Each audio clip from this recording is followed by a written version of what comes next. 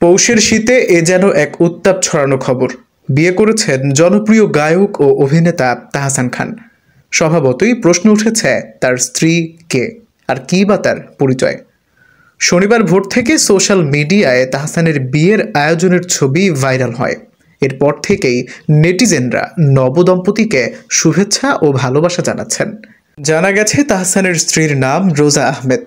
তিনি new York university থেকে কসমেটোলজির উপর পড়াশোনা করেছেন। পড়াশোনা শেষ করে তিনি কসমেটোলজির লাইসেন্স গ্রহণ করেন এবং পরবর্তীতে নিউ ইয়র্কের কুইন্সে রোজাস ব্রাইডাল মেকওভার প্রতিষ্ঠা করেন। তিনি একজন উদ্যোক্তাও।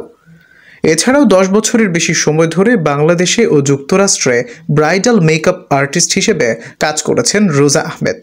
পাশাপাশি একজন মেকআপ শিক্ষিকা হিসেবে তিনি বহু নারীকে প্রশিক্ষণ দিয়েছেন এবং উদ্যোক্তা হতে সাহায্যও করেছেন। সামাজিক যোগাযোগ মাধ্যমে রোজার রয়েছে অসংখ্য অনুসারী এবং নেটিজেনদের কাছেও তিনি তুমুল জনপ্রিয়।